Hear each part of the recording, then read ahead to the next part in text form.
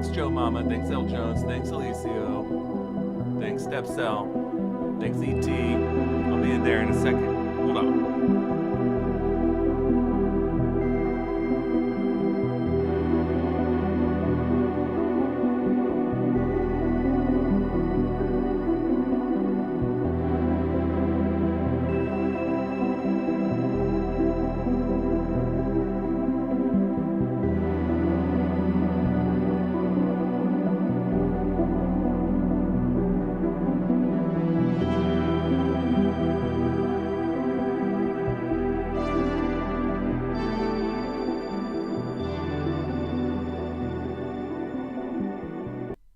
Hello, hello, hello. Welcome, everybody.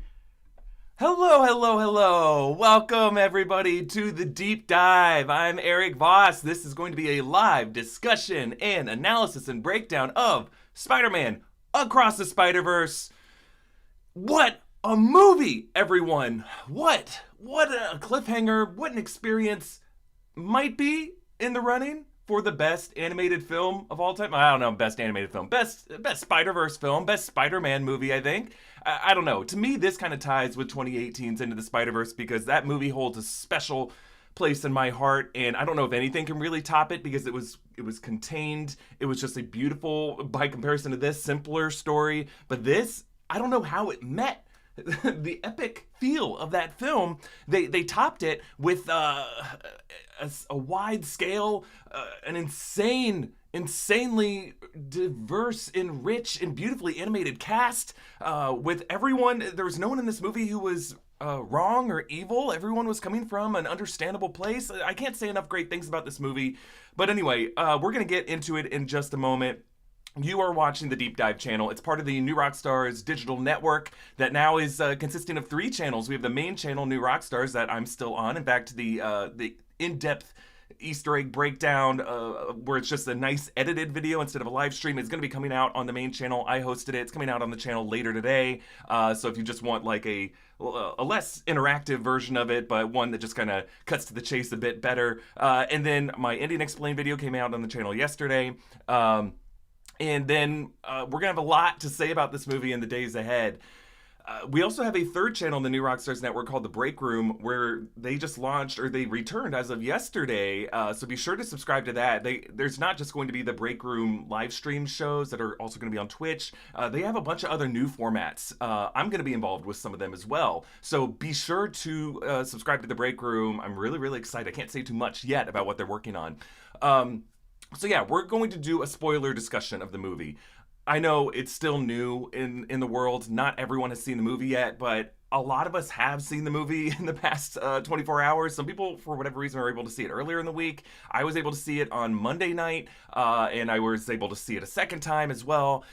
So yeah, this discussion is just for the night one nerds who were there opening night, and we can't wait to talk about it. But if you haven't seen the movie yet, please be warned. The chat is filled with people discussing the crazy things that happens in the movie. I'm going to be getting into some spoilers in this discussion. I'm going to talk about everything that happens in the movie. So please, you don't have to watch this live. You know, you can come back. It'll be up on the channel, watchable later. I don't want anyone to be spoiled by it.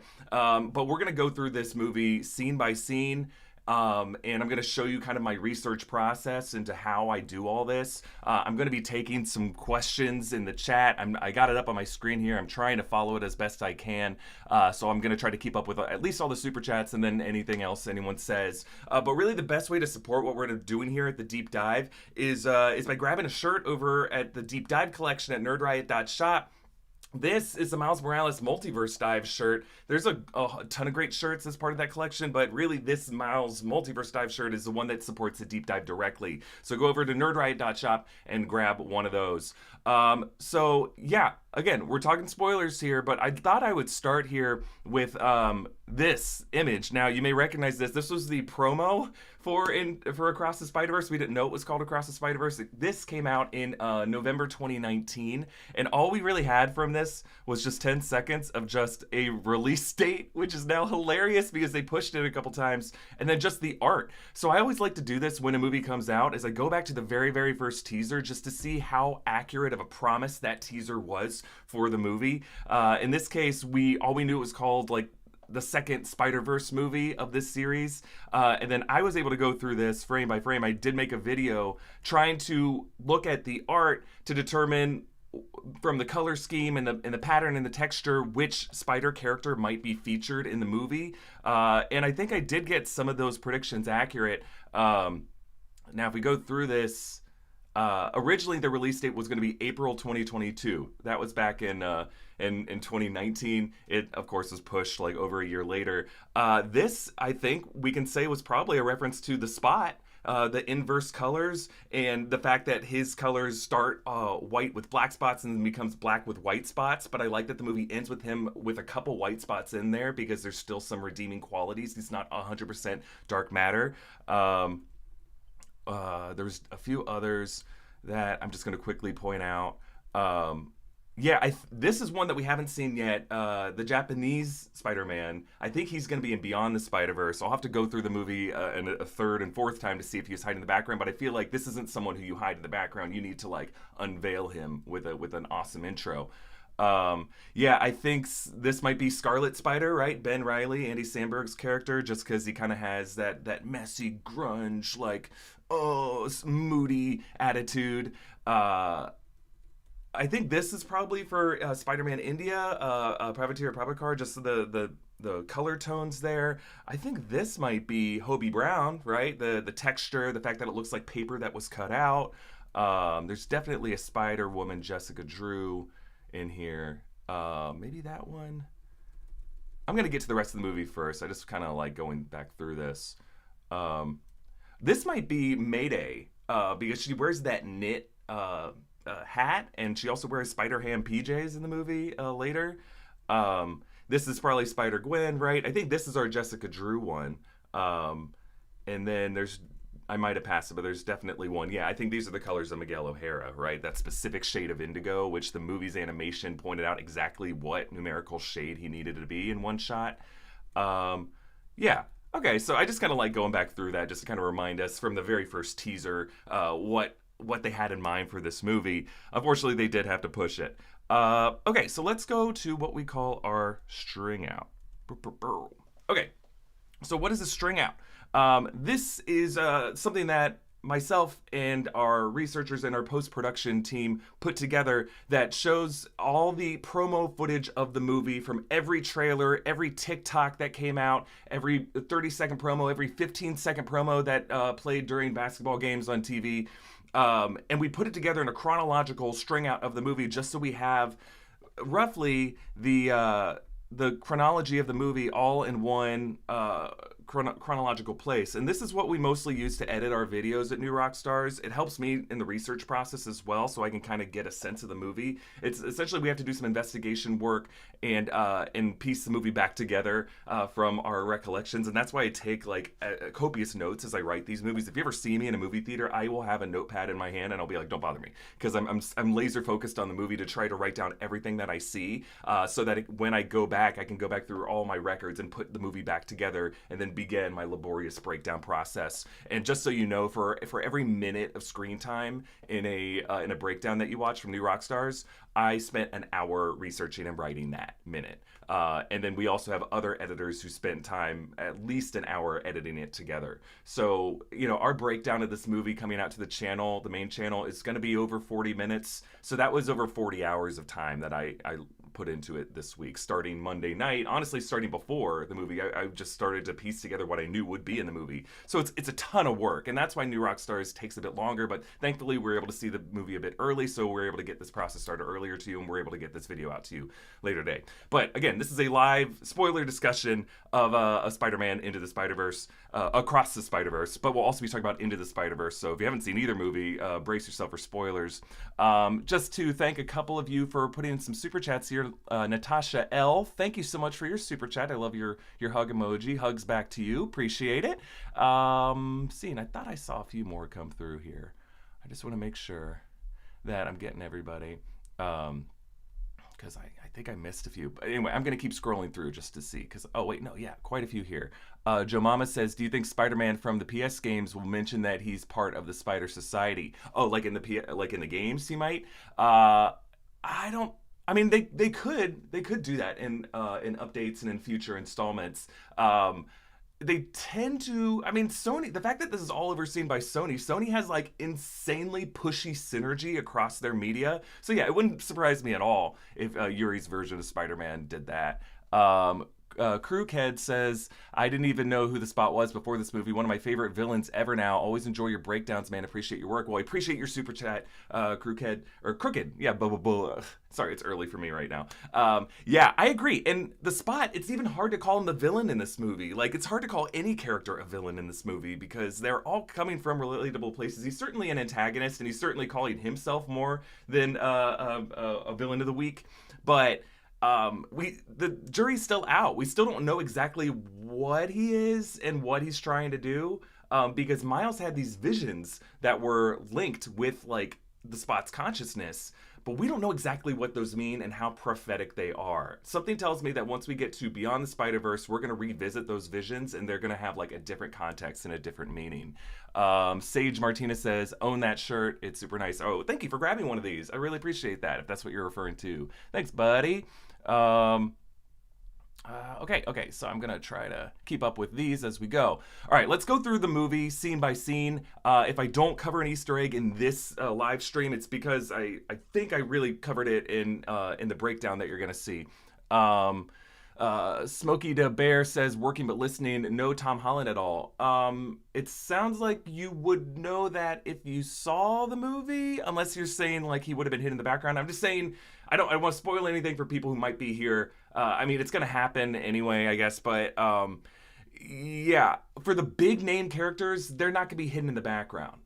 So if they do have a Tom Holland cameo in this movie, he's not going to be hidden in the masses of spider people in the Spider Society. If they're going to pay to have him show up, they're going to put him front and center the way that they did some other big cameos in this movie. We'll talk about those in this discussion. Okay, so the film opens in a very interesting way. There are a couple like glitching Easter eggs that I talk about in the Easter egg breakdown of the Marvel and Sony and Pascal Pictures and Lord and Miller and Columbia Pictures title cards.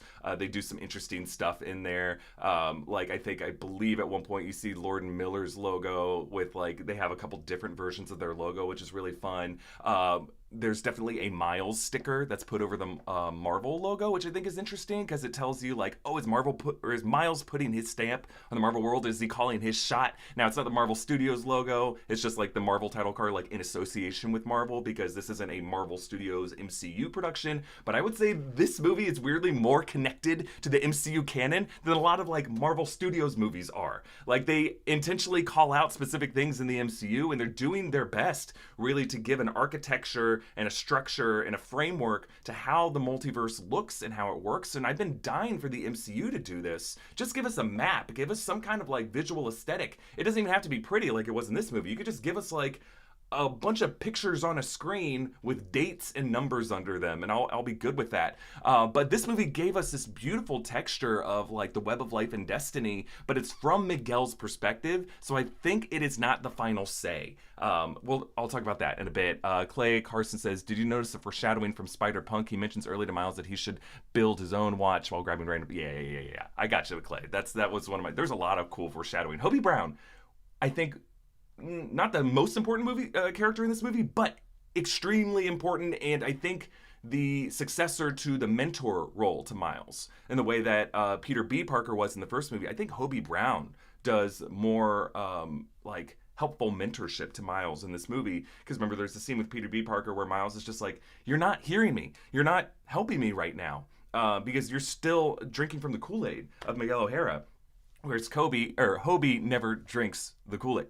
And he does a lot of stuff to help Miles. And I think he's going to be hugely important in Beyond the Spiderverse. Okay, but yeah, after those titles, we get the Comics Authority Code, whatever, stamp.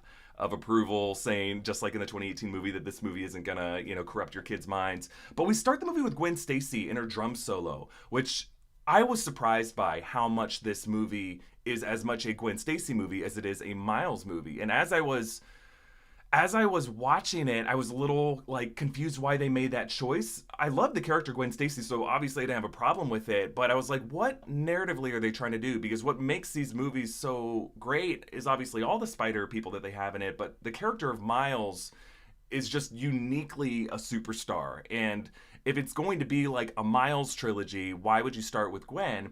Well, as you watch the movie, especially in the final minutes, it suddenly makes all the sense in the world.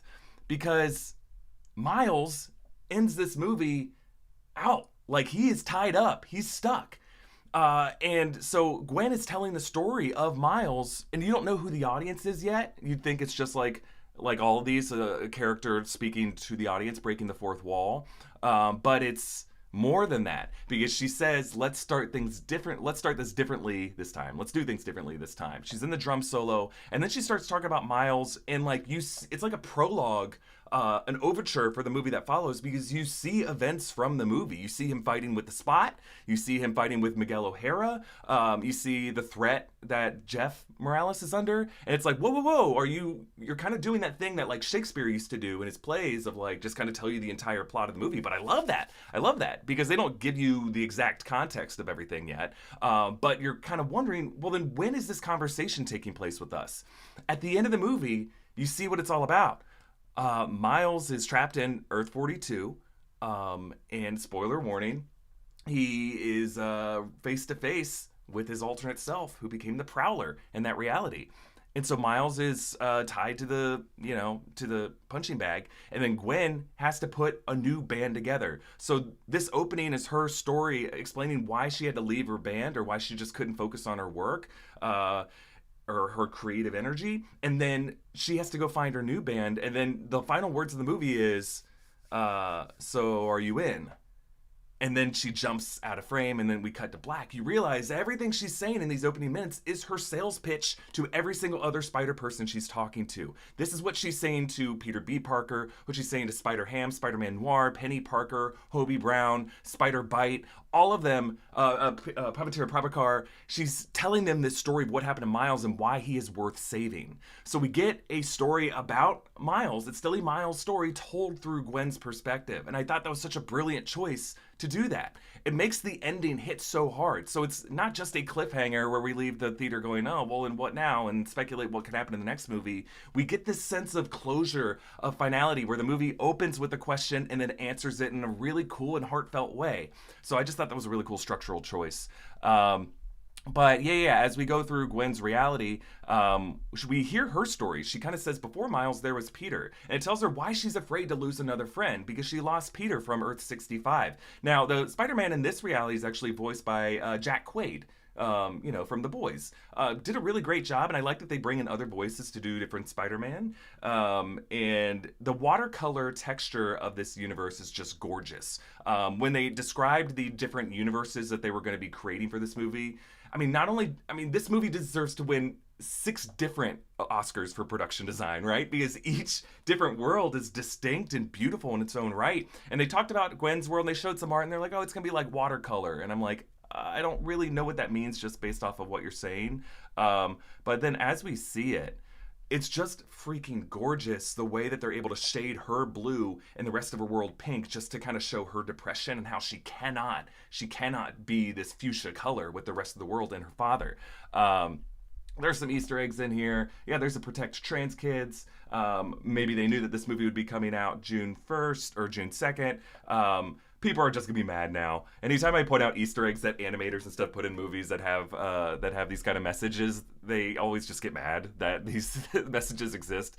But I'm just gonna answer a few more super chats. Joe Mama says, I think Miguel will have a redemption arc in 3. I hope so. I think all these characters so far are worthy of redemption. None of them have done really horrifying stuff yet. Kevin Mario says, love your work, can't wait for the Easter eggs. Yeah, again, that's gonna be coming out to the main channel later today. We got our editor team working really, really hard on that. Nerd Mafia says, I created a short in March that predicted Alchemix 42 Spider being out of the universe. Would love if you checked it out. Thanks, Deep Dive. Love your work on all channels. Yeah, I'll go check that out, Nerd Mafia. Great job. Good job predicting. I didn't make a lot of predictions for this movie. I was just kind of excited just to be enveloped by the art and the world and the music, and I enjoyed it. I think I enjoyed it more this time, not making as many predictions for it.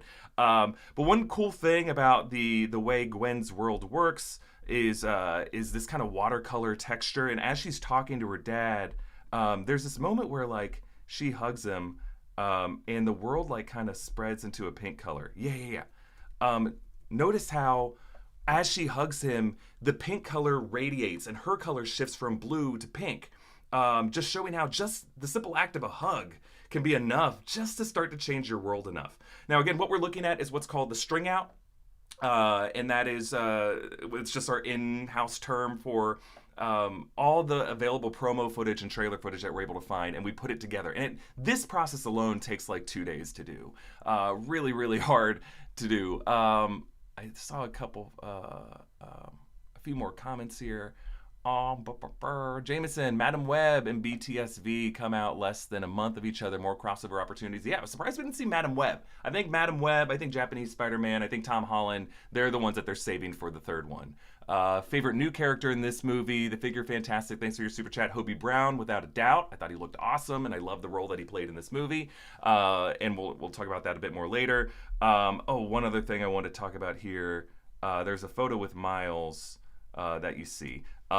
That's what she keeps. This was actually on her phone at the end of the first movie. If you see in the background, that is Peter B. Parker's legs stretched out across the bus. This was the bus ride home from Hudson Valley. So this is like the first moment they connect, and I just love the goofy face that Miles is making in this photo. This is like the first moment these two were able to just connect, to become friends, and I mean, Miles had already been crushing on her at this point, but I think this is the first time she really saw Miles, and I love that she keeps that. It was a photo on her phone, so I guess she printed it out on Polaroid print. I'm not really sure, but I love it. Okay, so we get this opening battle in the Guggenheim Museum. Gwen is fighting an alternate reality version of the Vulture. This is like an Italian Renaissance Vulture that is voiced by Jorma Taccone, and he's like a Leonardo da Vinci drawing. The art jokes in this opening section are just hilarious because like he comes in from the Italian Renaissance, and Leonardo da Vinci had his style. You know, he's known for having these Vitruvian Man drawings with all of his notes scribbled in cursive on the side. But he lands in a postmodern exhibit, the Jeff Koons experience, where this artist is known for making these balloon animal arts, and then they're giant. At one point, one gets cut open, and it's filled with more balloon animals. So everyone's like, whoa, deep. And then Vulture is just like, like he can't handle the postmodernism. So there's just, there's artists who work on this, and all the artists and animators get all these, and they make references to this stuff. So the fact that they're able to like put these jokes in there and teach us the kind of like, I don't know if it needs to appeal to everyone, but I just freaking loved it. But yeah, the battle is great here. We do get a Doctor Strange Earth 199999 reference in this scene, where he's like, don't even bring up those guys, referring to the events of Spider-Man No Way Home. So it just tells us that Miguel O'Hara is aware of the events of the Marvel Cinematic Universe and how they tampered with the multiverse. We don't know if he has he knew that they existed until before Doctor Strange and Peter Parker did this. But yeah, basically Sony is saying that this movie is part of their world. Sorry, I'm just going to check something real quick. And that they're not trying to stay separate anymore, that they want to be in the same reality, and that they're going to do a better job than Marvel has at connecting everything. So I love how they work together. I believe there's too many Easter eggs for me to just point out here, and I can't see them visually in this string out because it's not up to date yet. But there's just a lot of cool things. One thing you'll notice about Miguel O'Hara throughout this movie is he has these unfinished lines that he's still in the process of sketching himself, because he rebuilds his suit constantly. He is, as much as he says that he's trying to keep everything together, he's also kind of an anomaly. So why is he allowed to make the mistake, but Miles Morales isn't? He's a hypocrite. But you can tell he's trying to do the best here, but often his tech himself has these unfinished lines, or it's just he's sketching himself too fast to even care to erase like the pieces that don't need to be there anymore. So much great animation in this movie. Again, I just love it so much. But this is the moment we meet him and Jessica Drew. Now, Jessica Drew says that she's pregnant, and that they don't know the sex of the baby yet, but that was like her husband's decision. He says a lot of goofy stuff. He's pretty corny. We don't, unless, correct me if I'm wrong, we don't meet him in this movie, and I think they're setting up to reveal him in the third movie, would be my guess. So I'm kind of curious. So let me know in the comments who you think her husband is. At first I was like, oh, is it Miguel O'Hara? No, I don't think so. E.T. says, I love the contrast with the watercolor. I'm one scene when her father, when her dad deciding whether or not to arrest her, it shifts between blue and red. Yeah, E.T. Great observation there, and thank you for your super chat. Absolutely. Again, we're talking spoilers here, guys, so if you haven't seen the movie yet, be warned. There's spoilers everywhere in the chat, in my conversation, so just, I don't want to ruin this movie for you. Tolbin says, canon events versus absolute points and what if. Yeah, that's something I talk about in other videos that are coming out on the channel. I think they refer to the same thing. Like a canon event and an absolute point from What If Episode 4 are refer to something in your destined timeline that you can't bypass without risking destroying the fabric of existence. And the way those work in What If are pretty much the way they work in Across the Spiderverse, because they both result in like black inky reality dark matter sludge spreading everywhere. So they use the same kind of medium of comic book ink to unravel reality. I just thought it was a cool parallel there. So again, we're looking at a string out. All this came from promo footage. So that's how I kind of go back through it. We get a callback to the Post Malone cameo from the first movie, where someone sees this helicopter hanging in the web and they think it's one of the art exhibits. Why would anyone be in this museum at this point just looking at art and just thinking it's all part of the experience of like, oh, this is all part of like a narrative experience that's a work of art, which it is. When we watch these movies, we're all just people visiting museums and just marveling at art. But he says, I think it's a Banksy.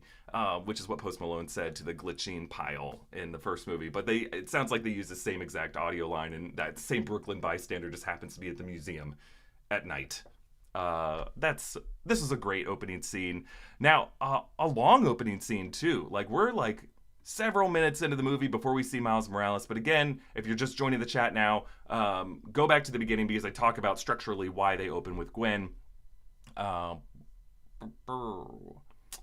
Thank you, Andriarno, for your super chat. Appreciate hearing from you, bud. Z says, Web of Life and Destiny started off looking like a branch of the Sacred Timeline. Correct. Yeah, we'll talk about that in a little bit. But it started with like the MCU art of it, but then they had Miguel O'Hara's more structured grid lines that I thought was an inspired choice. Okay, so we jump into Miles' world. Again, this is all coming from like different promos that, you know, different people grab from TV and they post online. But Miles is late for this parent-teacher conference, or really with the guidance counselor, because even though he's in his sophomore year, they're ready for him to start looking at colleges. It's just, these parents are so funny in this movie, because they're like, we want what's best for our kid, but he's not allowed to go to Princeton. He has to stay close to home. But we meet the Spot, Jonathan Owen, in this movie, and there's a lot of stuff going on in this scene where he's trying to rob the ATM. Obviously, it's just funny. All the way they came up with the portals in this movie and how they work are just hilarious. Interestingly, it says game over on the like, I think it says like one register over, but they have like kind of a game over sign on the register here. Obviously, this is full of animation details, and I'm not even going to catch them all for it, because literally everything in this movie is like a detail that they threw in, and that it's just easy to appreciate. One fun thing about the Spot, though, is he calls it an ATM machine, which Miles calls out. Why would you say ATM machine? Because M already stands for machine. But then he later says, I don't remember my PIN number. Because PIN number, that's also a redundant thing, and it sets up the chai tea conversation with Spider-Man India later. Again, I can't say enough stuff. I believe the animators talked about how they use actual sample footage of someone tripping over something and their back legs going up, like, goofily like that, his suitcase going flying. Hey, who left this ATM in the sidewalk? I want to know who did that voice, because I thought that was a hilarious joke. Hey everybody, I really appreciate everybody in the chat. It's awesome to be joining with you guys right now to talk about how great this movie was. Let's see, Satvik Sriram, thank you for your super chat. He says, I don't remember Spider 42 glitching in movie 1 or 2 when we see it at spots. DNA change of Miles glitching him in 1610. Jessica also pregnant for too long. I'm not exactly sure what you're saying, but the Spider 42 did glitch. I think we didn't know yet in the first movie whether it was like from another universe, though. I think I had assumed that it was just infected, like it got caught in the beam of the collider. Yeah, I really like this reveal that it came from another reality. I thought that was such a cool choice. Yeah, the spot in this scene, there's pastries everywhere. I think you see them here. Yeah, okay, bagels, right? And then when they fly through the portal, him and Miles, when they're fighting, a bagel follows them. Bagels are everywhere with this character because, yeah, we find out he was the guy who got hit in the head with a bagel in the 2018 movie. I love that they brought this guy back. And as I was watching this, I'm like, oh, there's a lot of parallels there with the Everything Bagel and Everything Everywhere All at Once, like the greatest multiverse movie. And sure enough, I don't have footage of it in this string out, but above his apartment, there's a billboard, and it has like an alternate version of the Everything Everywhere All at Once. Here, I'm going to try to find the name. It was called All of It, Always, All Over the Place. So they have a 16:10 version of Everything Everywhere All at Once. So they call it out. And those animators must have just fit that in there because I imagine they must love this movie too and how they conveyed the multiverse with a bagel. Miles and the Spot fight through these different settings. They go to a car wash. Miles grabs a goose and drags it with him, which is a fun callback to when he got stuck to geese, or he got stuck to pigeons in the 2018 movie. Remember, this cafe is called Foam Party. This is what Jeff, when they were driving through the neighborhood, he was commenting how annoying it was to see this long line for this new upstart place. So they literally have a foam party in Foam Party with all the car wash foam. There's a couple kids who are just freaked out on what it is. Yeah, this is such great. Like I could watch this movie 20 times and just love new details that I find. A cool thing when they're fighting here, Miles kind of threads the needle there, right? He has upgraded his skill set, and it's really just fun to watch him move here. I've been neglecting the chat, everybody. I'm so sorry. Aegon says, were Miles and Gwen a thing in the comics? Y'all let me know in the comics. I think there is kind of like, yeah, there's like a connection, kind of flirty energy. But I like this movie doesn't go all the way making them a thing. Like, I'm okay with them being platonic. And then maybe in the future something can happen. But it's more about their friendship here that I like. And I like that Gwen lies to Miles and betrays him. Like, I don't like it, but it puts some tension between their relationship and how Miles, like, is outraged by that. I thought that was, like, really strong writing to make her have to live with that guilt. Jamie says, do the watches stop incursions or just glitching? I think they just stop glitching. I don't think they have the power to stop all incursions because otherwise they wouldn't be so worried about like the threat of these canon events being bypassed. We get in, okay, oh, maybe I should just go here. Andriano says, how likely do you think we get a Gwen Stacy solo movie? Would you want one? Prologue was the best Spider-Man movie I've seen. Haley owned the show from minute one. Yeah, I believe Amy Pascal, the people from Sony, have confirmed we're going to get a Gwen Stacy and a Miles Morales movie. So, yeah, I can't wait to see that. Hey, one thing I want to shout out for everybody. Can you see that? Yeah, I think you can see that. Our sponsor, Boxu. So Boxu is our. Yeah, I'm just gonna shout them out because they helped me do this live stream. I wasn't sure I was gonna be able to do it, but thanks to their help, we are. Boxu is sponsoring this live stream. It's a premium Japanese snack box that works with family businesses all over Japan to deliver a new theme of authentic Japanese snacks every month. Each Boxu comes with a booklet that teaches you all about the theme, where the snacks come from. So the theme of this month, I've already started eating it. Some of the stuff. It's Midori Summer, and so like there's a bunch of like yummy green snacks in here that are just like great. Yeah.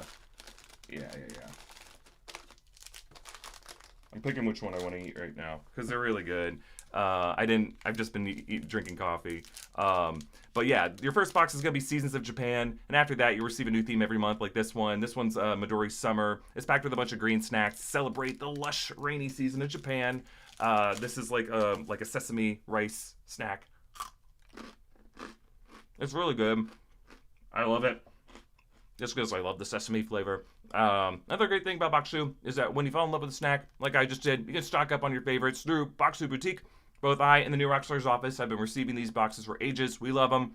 They also make a stellar gift for the food or travel lover in your life. And if you want to try Baksu, support this channel, click the link in the description, and use the code ROCKSTARS to get $15 off your order.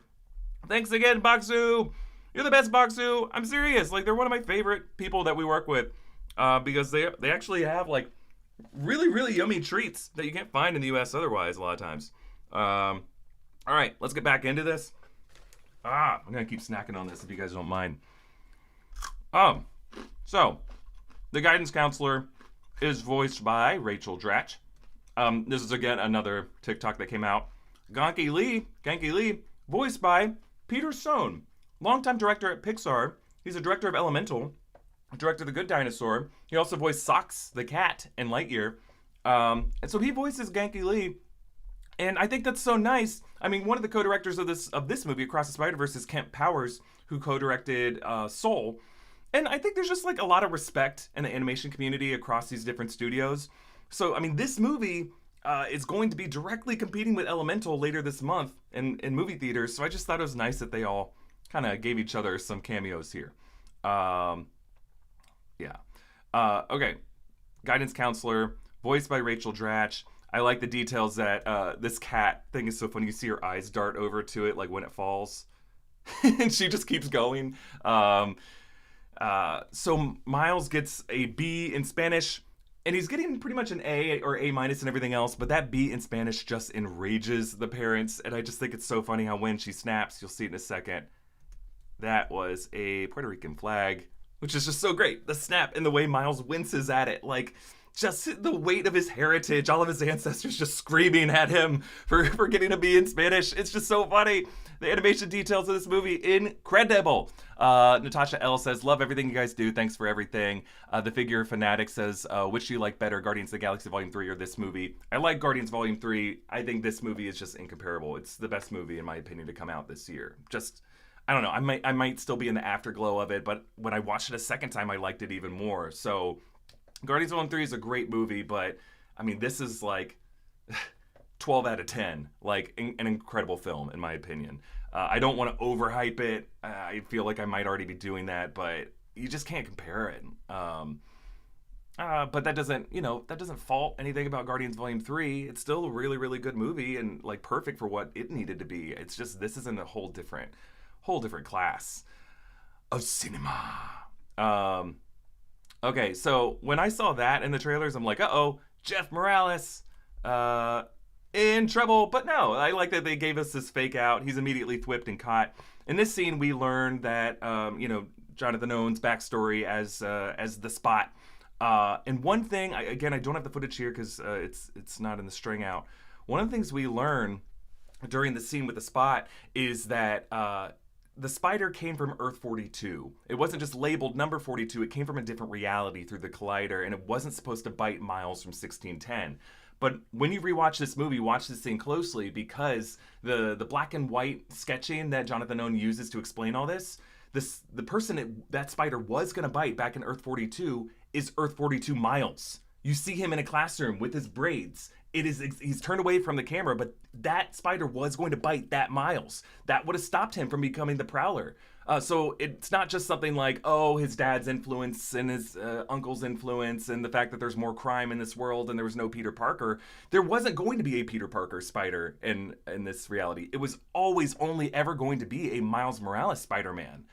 So we wouldn't have had this like step 1, step 2 of a Spider-Man successor.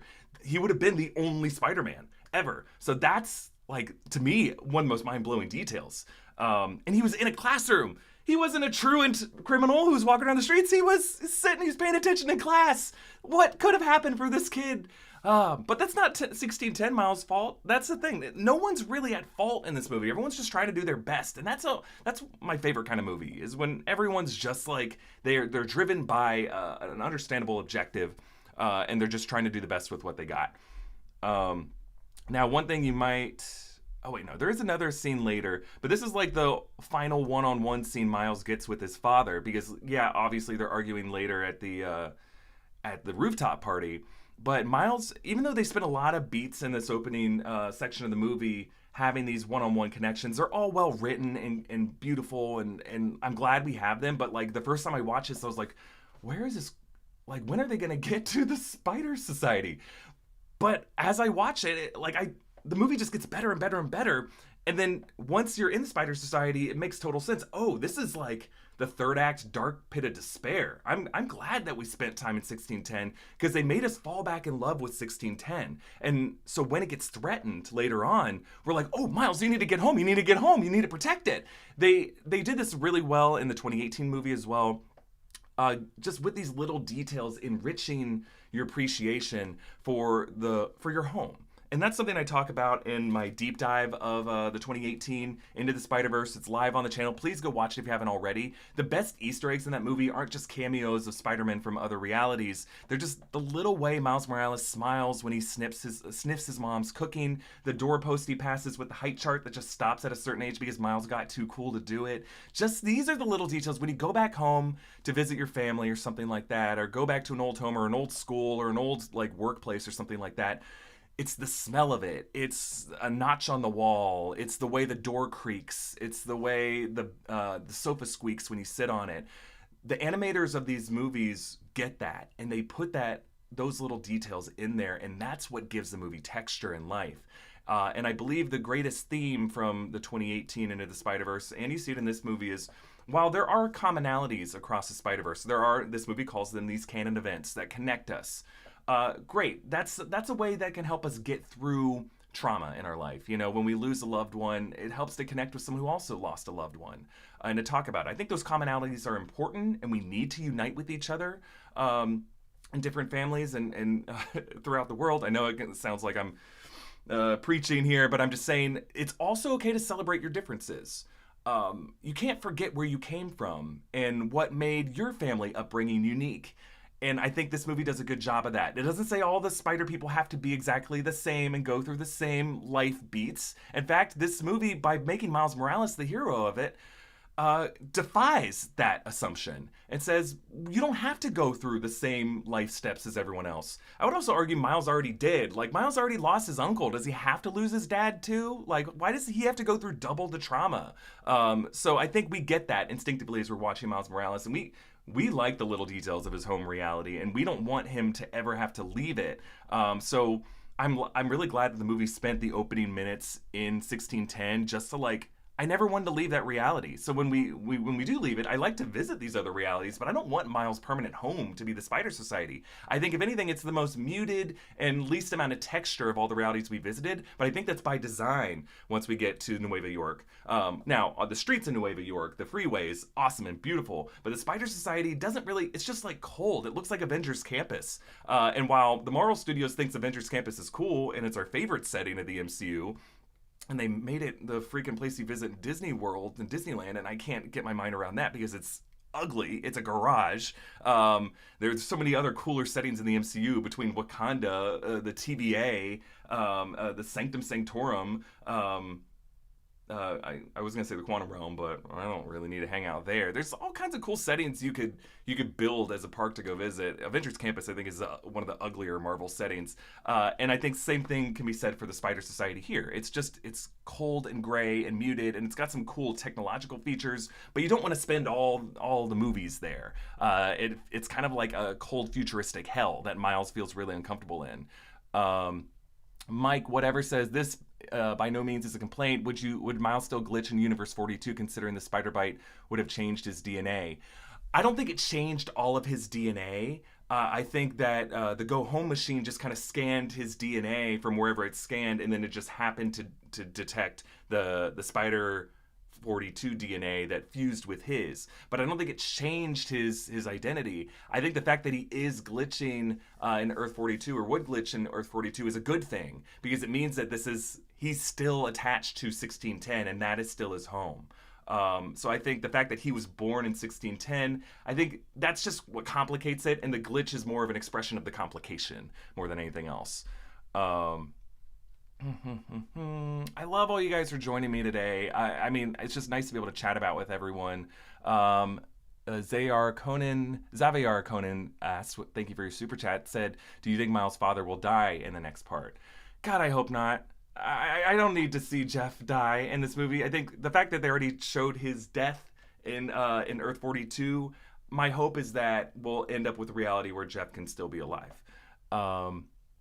Argiano, thank you again for another super chat. Can you give a shout out to the kid kicking my chair the whole movie last night? Thankfully, this movie was good. It overrode the kids' antics. I love your attitude. I feel the same way. Kids are going to be kids, and if you go see a movie with a bunch of kids, you just got to be dealing with some kids yelling, running around, throwing popcorn. That's kind of the fun of it. You know, I've learned to kind of appreciate this between flights and, you know, having nieces and nephews, hopefully someday having kids of my own. Just like, don't be mad at kids for being kids. Go see a late night screening where kids might not be there if you don't want to see it with kids. Tycho Merner says, happy to see Spectacular Spider-Man getting a cameo in this. Josh Keaton and that show's crew deserves so much more. This felt so deserved. I agree. And I love that they brought his voice in there. Josh Keaton didn't even know if he was going to be in the movie. And then he tweeted, and Phil Lord said, yeah, we kept your line in the movie. Not only do we get a cameo of his Uncle Ben moment when they're going through the Web of Life and Destiny, he actually has a line here, which I thought was really cool. Also, Yuri from the PS4 games got a vocal cameo too, which was really fun. I know there are bigger cameos. We aren't talking about them yet. Okay, we're gonna keep going. But yeah, this might be, sorry, we'll get to that in a second. This might be one of the only conversations he has with his dad. Because if he can't go back to a reality with his dad, this is like the last time that father and son connect, and Miles wasn't even able to like do it with his mask off. So it's kind of tragic to go back and rewatch these scenes. So let's talk about the spot real quick. He goes into this wild. Sorry, I'm getting a text, and whenever I see a text, I'm like, uh-oh, is someone saying your stream is down? So that's why I always freak out. So yeah, Miles or the spot goes into the multiverse, and this one is the craziest to me. Yes, he goes to the Lego universe, and we get like a Lego Spider-Man and a Lego J. Jonah Jameson, Lego Daily Bugle. He goes to this other kind of classic 40s animation world, but then he goes to the Venom side of the Spider-Verse. It talks to Ms. Chen, and Ms. Chen is so funny in this scene, how unfazed she is. Like, I can tell you, living in San Francisco, going through Chinatown, the people who work at these bodegas are saints and have seen some of the craziest crap. So it makes sense that she'd just be like, all right, who are you? What? Now, there's a couple fun details here. One, that she's unfazed. Two, that they label this, I believe it's Earth 633. So they give this a numerical number, which was interesting. But then he grabs this gum, or these mints. I mean, look closely, that says Venom Mint. And then right above it, it says Brock's. So Brock's Venom Mint, as in Eddie Brock's Venom Mint. So this might be from a completely different universe that also has Venom in it, where he has his own gum. I think they just put that in there as an Easter egg. This is from an international trailer, which is why it has all these international different language text lines. So Miles, of course, wearing his 42 jersey here because 42 is his number. I got a lot of vibes of the 2004 Spider-Man movie, the pizza time scene where he has to ride the elevator back because he can't thwip with the boxes in his hands. He did say earlier, he's like, oh, the way that you get it right is you get 2 cakes. But had he just got 1 cake, he would have been able to thwip home and it wouldn't have gotten as messed up. So Miles just, again, trying to do the right thing. It ends up just making his life harder for him. Again, I believe this is Armadillo villain. Just real fun, the voice that they do there. I want to go to this party. The food looks amazing. There was, I believe, grape drink, which is a Dave Chappelle reference. I think my favorite bit of his. The fact that Miles says whatever is like the greatest insult to his parents. So much of fun stuff is going on at this party. I might be wrong. Is that the same kid who licks the window we'll see him in a second. hands down, my favorite bit of the movie is that kid who licks the window.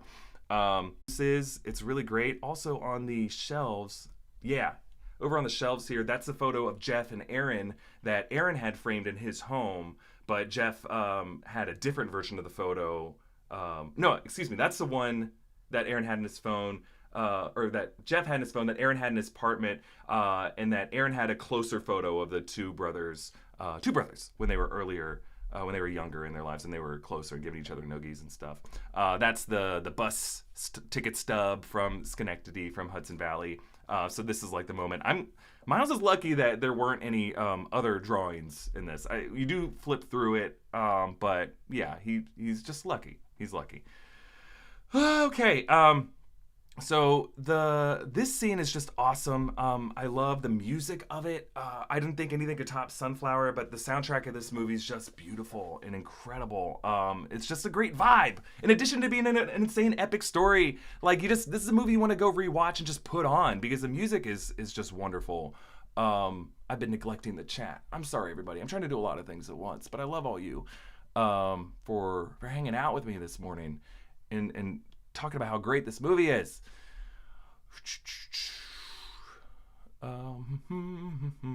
Steve Martinez, thank you for your super chat, my friend.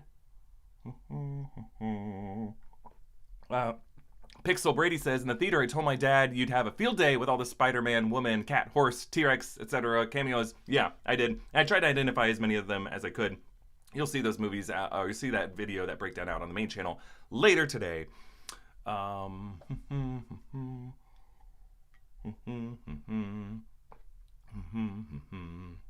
Okay. Thank you, guys. Wild Chili. Thank you, Wild Chili.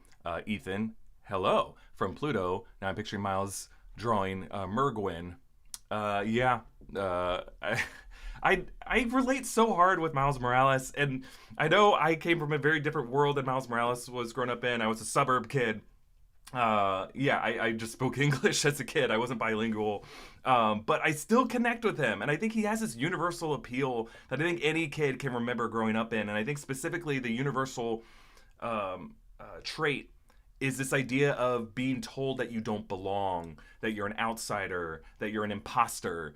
And these Spider-Man movies, both of them, have done a good job of these spider people both championing Miles in some ways, but also telling him that he's not ready. And Miles is great. Like, he can do things that none of the other ones can do. He can cloak himself. He has electricity powers. He's not just whipping and has, like, agility and speed and courage. He has this anomaly ability, and I think that anomalistic aspect to him is something that they could all learn from. And maybe we should have more spiders from other universes biting people from other universes, and that we're not glitching the universe, we're just bringing it closer together this way. Because, I mean, look, I was the youngest of 5 kids, and I grew up hearing a lot that I was the uh-oh baby, because I wasn't uh-oh baby. I was a post-operation baby. I tunneled through, and I found a way, and here I am now making YouTube videos with you guys, and thank God. Look, my family loves me, but, like, you know, I ended up with a lot of sibling fights where they're like, I was supposed to be the youngest, and I totally get that. I ruined their party. But, like, at some point, all of us are ruining the party for someone else, and everyone else, we just gotta learn to party with each other. And we gotta learn how to just fight through that and find our own place in the world. And so I relate so hard from that scene where Miles' mother was explaining to him, don't get lost, don't let anyone tell you don't belong. Because, like, even here on YouTube, you know, I was told I didn't belong when I first started here. Every job I've been at, I felt like an imposter. And there are plenty of times, even now, 7 years into it, I still feel like an imposter. So I'm glad that they put that in there. Zeviar Conan says, was Miles ever supposed to be in the original Spider-Man, as there were no other Miles in Spider Society in Earth 42? Also, maybe that spider was for Peter. Yeah, that's an interesting question. I think 1610 Miles is treated as an anomaly, but I think Earth 42 Miles would have been that universe's Spider-Man. I don't think there's no other Mileses, and I think the universe that Aaron Davis Prowler, Donald Glover, comes from has a Miles Morales in it. We know the MCU has a Miles Morales in it because Aaron Davis, I don't know if it's the same Aaron Davis, but he says to Tom Holland, Peter Parker, hey, I have a nephew who lives here. And then in a deleted scene, he goes, hey, Miles, can you come pick me up? So, yeah, there is technically a Miles established in canon, or at least an Aaron Davis nephew established as canon in the MCU. But they're rare. And there was also that line in No Way Home where Andrew Garfield and Jamie Foxx, he's like, I thought you'd be a black Spider-Man. And Andrew Garfield's like, well, there's got to be a black Spider-Man out there somewhere. There may be a black, well, Hobie Brown could also have been the reference there. Jessica Drew, Miles Morales isn't the only one.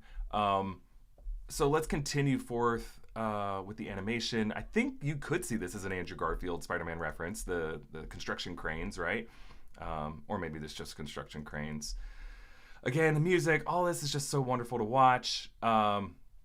There's this moment where the two of them are sitting. Oh, here's our kid. Oh, I gotta talk about this kid. Look at this kid. Look at this young man who just wants to taste a bit of Brooklyn. I mentioned that my favorite thing, the animation details, are just characters tasting things. And we gotta include this kid. Look how happy he is. I go watch this on loop, and he doesn't hear Miles. He is just savoring. I mean, it's so unsanitary to even sit on a public transportation subway or to not immediately wash your hands afterwards. But this kid doesn't care. He loves his home. I love this young man. I never would tell him to stop. The slobber trails he leaves. I'm sorry. I could do like 20 minutes just on this kid. It's so funny to me. I'm sorry. Okay. Let's move on. Okay, yeah. Again, great animation details here. The action word is just take! And then he whips, if you look closely, this is a $25 bill, which do not exist in our reality. But the fact that we have quarters, doesn't it make more sense to have a $25 bill than a $20 bill, right? We should just do it in denominations of 10, but they wanted to insult the legacy of Alexander Hamilton because he's not a perfect guy, despite what the musical says. There was a Hamilton reference that I couldn't make out as I looked through the footage. There absolutely was a Hamilton reference. It might have been a Rogers the Musical reference, but I think it was just a different founding father. It might have been Franklin or something. Kind of looked like Ben Franklin's, his silhouette. So yeah, what a sad scene where Gwen's like, in every other universe, Gwen Stacy falls for Peter Parker. It doesn't really work out. And she's referring both to like how she is like, it doesn't work out for the Peter Parker, but it also doesn't work out for her. Cue the Emma Stone Gwen Stacy, Amazing Spider-Man 2. Gwen Stacy's are kind of cursed in this way. But I think as they try to keep things separate, we all kind of have our own curses in our home worlds. And that's why we need to like come together and swap worlds and move away from our hometowns or go to a college out of state or something like that. You need to expose yourself to like a different experience in order to really grow.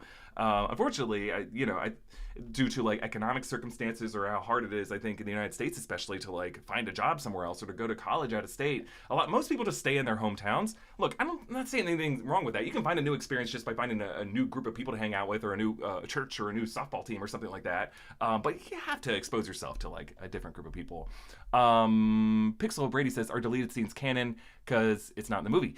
Good point. Yeah, I don't think we can say that deleted scenes are 100% canon, but they do tell us something about the filmmaker's intent before, either through studio interference or through just time, they had to cut it down. I think it tells you something about like future plans and intention for a character. But you're right, deleted scenes are not themselves canon.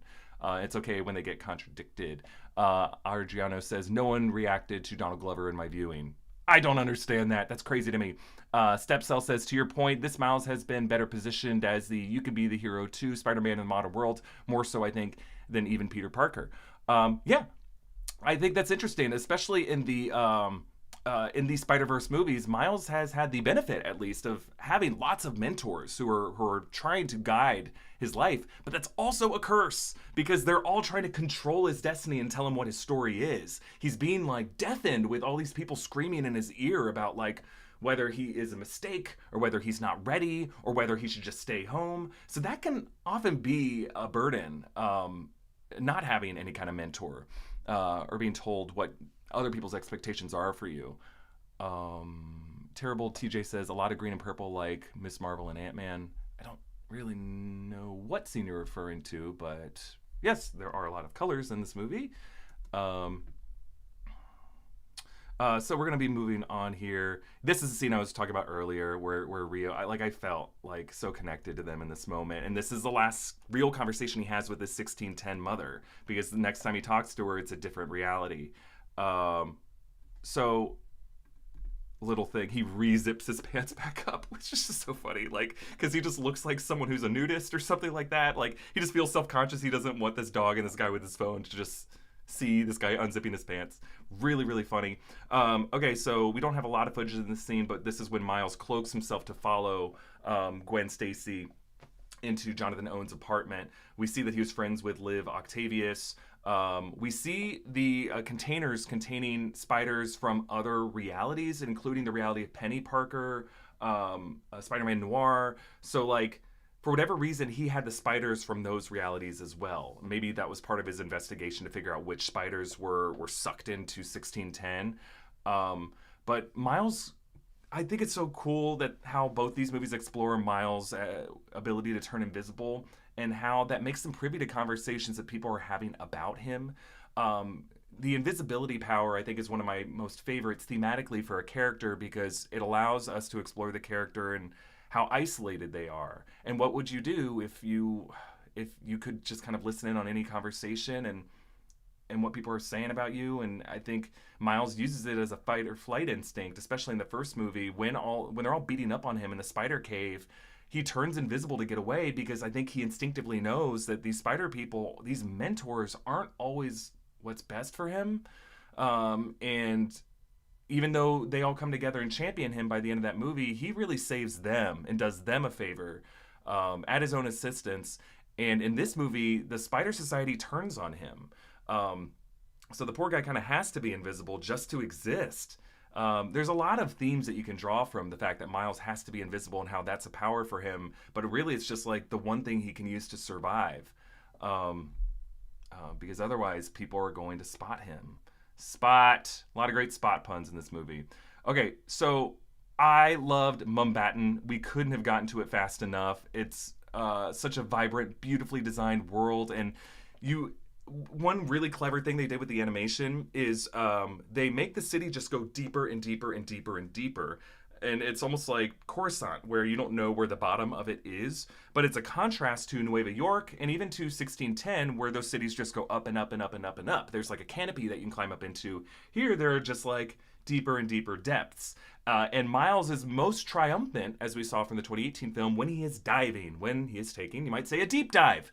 He is able to feel like he is in control in those moments, because he just trusts reality and trusts gravity to take the wheel. And one cool thing about Mumbattan, as he fortnights down into it, I don't know if you see it here.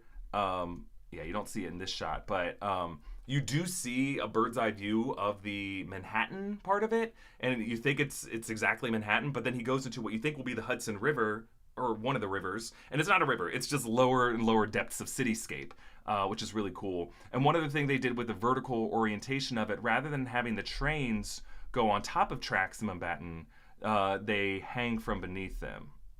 Someone's going to be mad at me for showing too much of it here. I think you see it here. Where goes the traffic? Here's the traffic. Okay, maybe you don't see it. Karen Sony voices Spider-Man India from 50101, Privateer Prabhakar.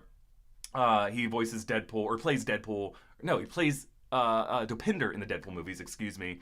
I could have gotten more of him in this movie. I'm glad that we spent a big chunk of the second act in it. I hope in the third movie he can play a similar role to Miles that Hobie Brown does. But Hobie Brown is just like thematically more aligned with Miles, because like he is animated in a specific way I'll talk about in a second, whereas I think Spider-Man India, I just need his own spin-off. I think I'd watch a whole movie of this guy, because he's just such a delight, and he has so much joy. The way he uses his web shooter as a yo-yo, and he's just so confident. And yeah, I'm so down with this guy. The chai tea moment is perfect, because I'm telling you, before I saw this in a promo, I would call it chai tea. It's on menus in the United States. Leave me alone. I just saw it on a menu, and I'm like, chai tea? That's a delicious, wonderful beverage.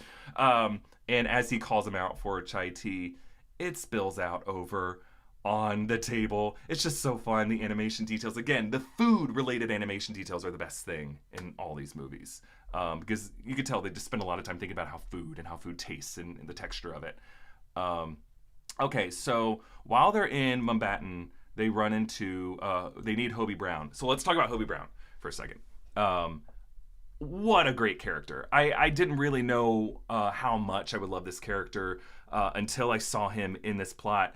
Apparently, just the animation and the texturing on Hobie Brown alone was like just took forever for these animators to get through. And it's because there's so many different layers of textures. It's like using newspaper, concert posters, all kind of jaggedly cut out and pasted together like in a scrapbook or something self-made by a punk rocker. Whereas Spider-Man India uses his yo-yo, really his key object is his guitar pick. So the fact that he was able to use that as kind of his and weaponize that. I might be wrong about this. I'm pretty sure, even as a contrast to all other spider people that we meet in these movies, Hobie Brown is the only one to have an even lower frame rate than all the other ones do. So I talked about this in my deep dive for the first movie, that initially in Into the Spiderverse they animated Miles on ones, which means 12 frames per second instead of the normal 24 frames per second. And they did that to make his movement look more jittery. But that also has a benefit of making it look more like a flip book so that you appreciate each individual frame a bit more. And that was one cool thing about the first movie, and this movie has it too. You can pause it on any frame and see interesting details and textures. Every frame is literally a painting. But with Hobie Brown, I believe they animated him on 4s, which would mean it looks like he moves at 6 frames per second whenever you watch him. He's maybe not in that shot, but here, yeah, that's like 6 frames per second.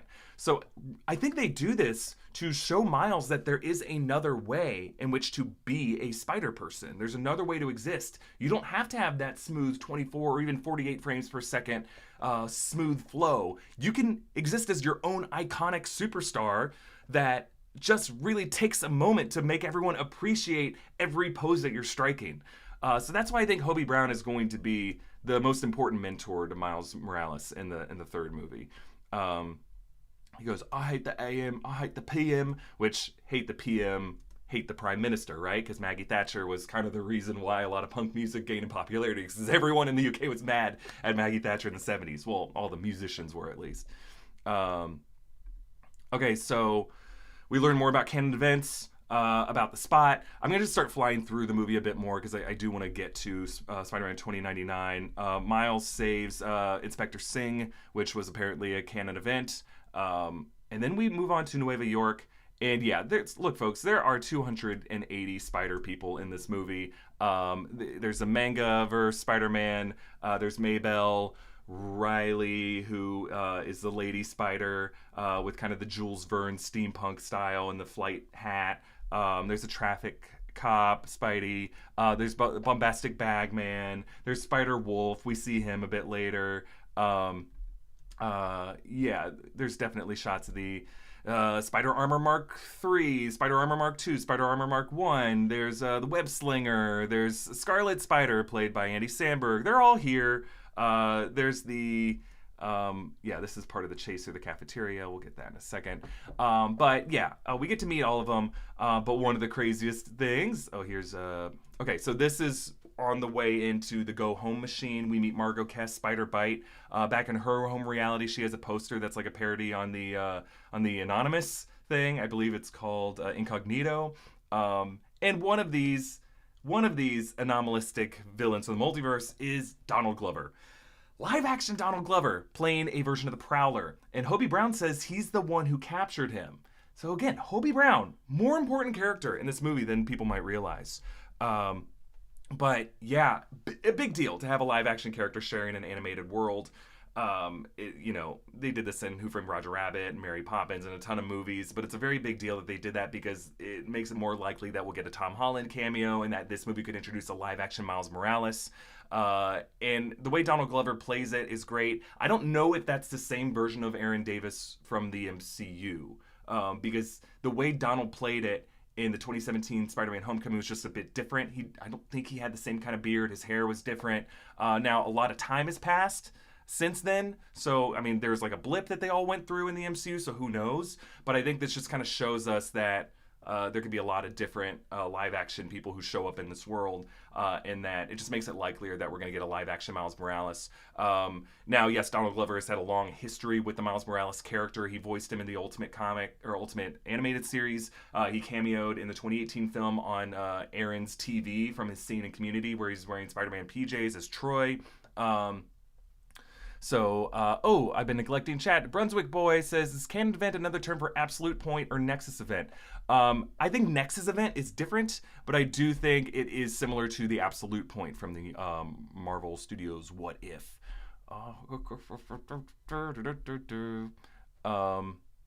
Aegon asks, can Gwen follow her canon, sorta, and possibly die? Maybe Miles possibly dying. Seems like every live-action Spider-Man never gets a happy ending. I think we're finding that not every character has to die to get closure. I think everyone is always wondering, are these characters going to die? And I don't want to see these characters die. I just want them to be happy and to learn and grow and change. Jose de Jesus says, do you believe Miles might want to stay in Earth 42? If he did stay, I think he'd have to help clean it up. It seems like crime has really overtaken it. But it's not his home reality. And I don't think he'll want to stay there if Jeff, his father's dead. I think he's going to want to get home to 1610 or just another reality similar to it. I don't think we're going to end like Rick and Morty and it's going to be like a completely different thing. Kevin Mario says, please make Nerd Right merch available to Australia. Let me look into that. I'm not really sure why it wouldn't be. But yeah, I'll look into that. Josie D says, thank you for your super chat, Joey. Sorry, Joey. What if the conclusion of Beyond will allow there to be multiple Spider-Man in a single universe, allowing there to be a Miles in the MCU? I think there'll be other ways a Miles is introduced in the MCU. I think he already exists there. But I think the rules of the Web and Life and Destiny are going to change. I don't think we're going to be bound to them forever. We meet Miguel O'Hara, and he explains what he calls the Web of Life and Destiny, or I believe it's Arachno-Humanoid Poly-Multiverse or something like that. And yeah, throughout the scene, Hobie Brown totally steals pieces of tech that he's later going to use to compile his own version of the watch. Just fun to watch Hobie in every frame of this movie because he's always doing something interesting. Also in this lab are past Sinister Six villains that Miguel O'Hara has defeated. I'm going to see if you can see any of them here. You definitely see a Green Goblin glider. You see Doc Ock arms. Not in this shot, but you'll see in the breakdown. This guy has harvested technology from everybody that he's fought. Mayday.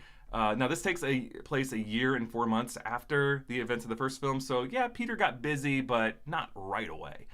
You might see it here. No, maybe not. But there are other, villainous texts. Yeah, so we learn more about what he calls the Web of Life and Destiny. And this is just what I've been dying for the MCU to do, because he conveys the multiverse in a way that is specific to these characters. Of course, the Spider People would see it as a web with interlocking nodes.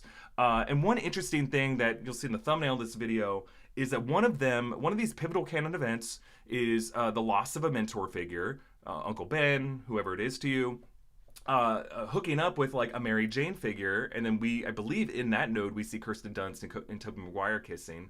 I might be wrong about that. But then they consider one of the canon events to be the creation of a Venom, an Eddie Brock. And we see 6 different moments where Venom enveloped an Eddie Brock or one of Peter Parker's rivals. And that's the first time I've really heard or considered a Venom being a critical part of a Peter Parker or another Spider-Person's lifeline. And I think that's just Sony's way of saying, hey, our Venom stories are important, except the one that doesn't have Peter Parker in the creation origin story of that Venom. But I think they want to establish Venom as important to Peter Parker as all these other events. And Miguel refers to that as very, very bad. So I think that's what we're going to see in the next Tom Holland Peter Parker story. Obviously, we're seeing that, looks like kind of in the games, the importance of Venom or the black suited Spider-Man. I think we're going to get to Secret Wars in the MCU. So we're going to get the black suit Spider-Man through that would be my guess. But yeah, I think it's their way of saying that Venom or creating a rival who will just kind of plague your life is also a canon event for every Spider-Man. So Miles runs for it, and there's a detail where Hobie Brown is who tells him to get out. He says, "Hey," he holds out his palms. He's like, "Remember, use your palms, not just your fingertips," and that's what Miles uses to break out of the energy field. Yeah, here we do hear and see Josh Keaton. Also in this, Scarlet Spider's back there. There are visual references to Andrew Garfield as Peter Parker from the 2012 movie, and Tobey Maguire with Cliff Robertson's Uncle Ben. So yeah, this movie with this Web of Life and Destiny is telling us how all these things connect, and how, from the spider people's point of view, it looks like a spider web. But again, this visual interface was created by Miguel O'Hara, so it reflects his rigid point of view. It's not sacrosanct. And the fact that he calls it Earth 199999 doesn't mean that he's any more objectively the authority than Christine Palmer is in Multiverse of Madness. So I don't think the MCU, or it's kind of hard to say who really has the claim of 616. I don't think the MCU should call itself 616 right now, though. There's too many things that are missing from it. Maybe after Secret Wars, when you get, like, you know, all the X-Men in there, and then it can look like the comic 616 a bit more. These are just other random things. Yeah, I think there you go. That's Josh Keaton's Spectacular Spider-Man up there. I like that they kept his line in there. We get the chase. I just like the idea that whenever Spider-Man's group up into three, this is just kind of what traps them in confusion for a second. There's something about the three being the magic number that just confuses Spider-Man. We get the Insomniac Spider-Man here with the white logo. Yeah. For my Easter egg breakdown, it's coming out today. So this is another, like, futuristic Spider-Man who's a collaborator with Miguel O'Hara. I like the Aladdin reference here of Miguel hiding behind his back, like Aladdin did during that chase. Maybe I'm just reading into it, but yeah, we get all the other Spider-Men here. I like how he has, like, a teeth whip reference there. Yeah, it's like teeth whip. He's tea everything. Also, the cat that attacks him has the I believe you can see the gizmo on its tail. Yeah. So there's just, like, a lot of great animation details here that are really, really fun. This therapist office is fun. I don't know if you caught that. The ink blot looks like a spider to us. There are definitely 8 legs, but that's probably by design. One thing I found interesting was this is Ditko University, and that's Ezekiel Sims, which is a different Spider-Man. I don't know if it's saying that was his professor or the dean of that school, or if this is Ezekiel Sims. I think with the set of glasses in front of his mask, that's implied to be Ezekiel Sims. That was my read of it. We've been going for a while, so I just want to move ahead some. This scene on the train was just incredibly animated. And my heart was pounding during this, and just, like, how mean Miguel is to Miles and how Miles is able to hold his own was just so impressive. And he tells him that he was a mistake, that if not for him, you know, more people would be alive. It's just so tragic. But Miles reveals that he's learned quite a bit. He uses, I would say, Uncle Aaron's hand move to defeat Miguel here, and he shows that he actually lured all the spider people up on this train so that he can dive back down to the lab. Now you'll notice this as he goes through. The screen does say Earth 42. So if you were paying close enough attention, you know that he'd be going to the wrong reality. But just the final section of this movie, it's just interesting how this movie ended. It wasn't a big climactic battle because it's a cliffhanger, but just the color tone, the music, it feels scary and eerie. It's like a nightmare. This is like one of my favorite cliffhangers in movies, and I talk about in the breakdown how there's, like, other movies that do this, that fake you out where you actually are. But the way it's all edited, the way that, like, Gwen Stacy takes out Ben Reilly and you think that it's the same apartment, it's not. It all works out so well.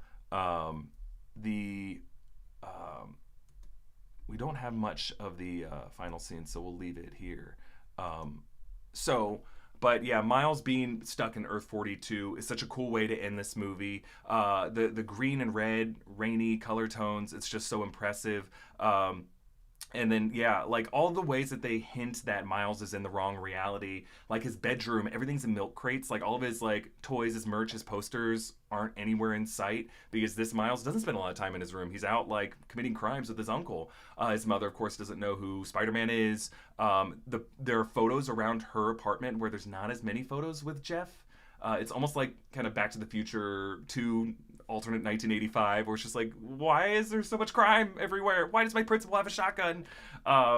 Just, it's like we know all of this, but we forget what it all means until it happens. So just the timing of all the reveals is just so incredible. The fact that Miles' mom says like, hey, you took your braids out, and it doesn't even faze us until later we realize that there's an alternate Miles in this universe with braids.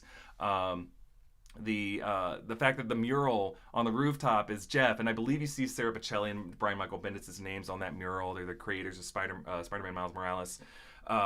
We end back in Aaron Davis's apartment, or Uncle Aaron's apartment, with the punching bag that Miles strapped Peter B. Parker to.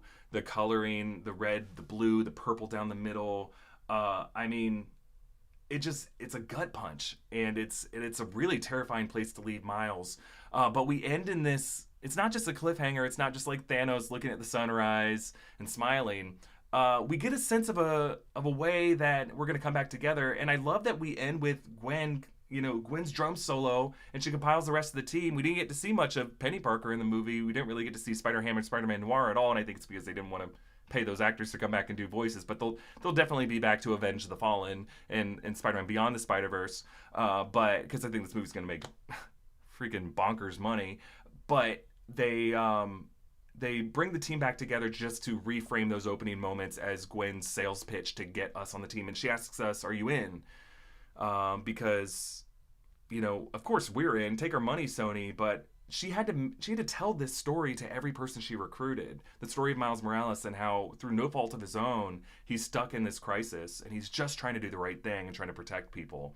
And I love how this movie adds a new point of dialogue to the broader conversation about multiverse fiction, and how there's something evil about people who try to control the multiverse too much. And sometimes we just need to let the multiverse collide. We need to let incursions happen, because incursions might be good things. And there's so much I love about this movie.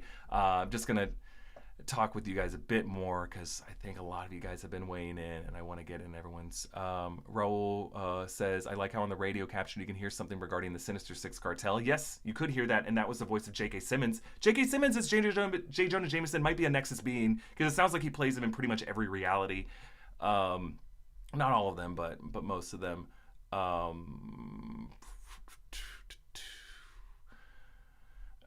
All of you, I really, really appreciate chatting. This has been amazing.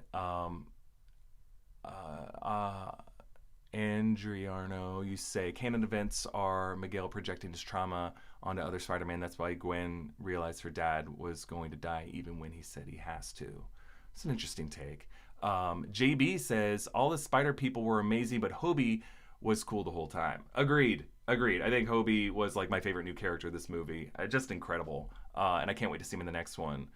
All right, everybody. We are going to leave it there. Again, thank you to Boxu for sponsoring this live stream. It's been so wonderful. I might take a couple more questions after this, but yes, go here and support us by grabbing some Boxu and using our promo code, because it's a wonderful gift that you can get someone delicious Japanese snacks in a box every month. A different theme. It's wonderful. But really, check out everything going on at New Rockstars right now, because we got 3 channels. We got the Break Room channel. Please subscribe to it. I'm going to be on some new formats over there. I believe it came back. Yes, it came back yesterday. There's just going to be a lot of experimental, cool stuff over there. And I'm really, really proud of the team for what they've accomplished. But subscribe to the Deep Dive, because this month, May, was our reality month. We had our Spider-Man Into the Spiderverse Deep Dive. We're doing this live stream today. But going into June, we will be embarking upon Spielberg's summer.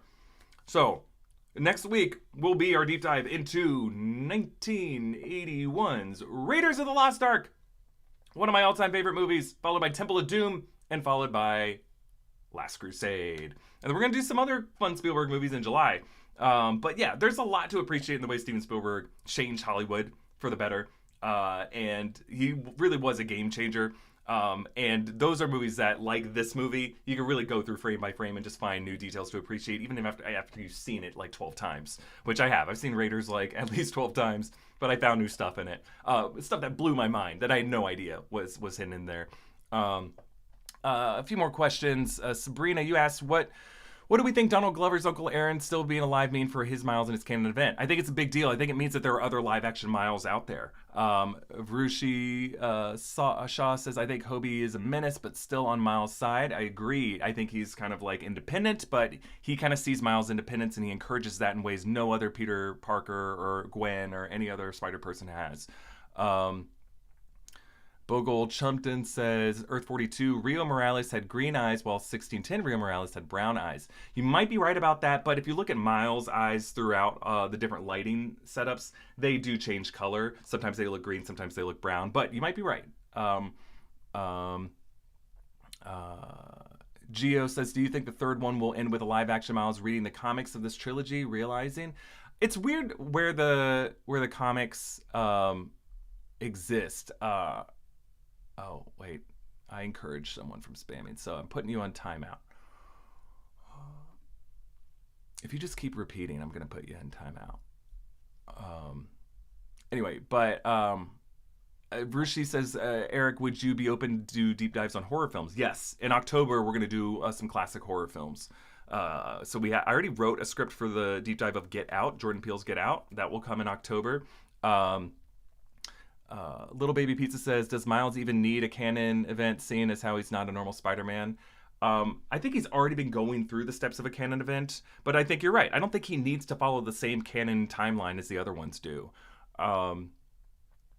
Yeah, Diego says 1610 and 42 shouldn't exist according to Miguel. Yeah, Miguel has a lot of flawed rules, and I don't think what he says is gospel, and I don't think we have to believe everything he says, but he was able to convince a lot of people that he's the expert on it.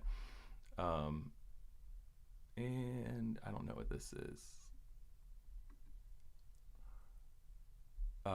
Sage says Get Out is so good. I agree. It's like one of the best horror films from the past 10 years.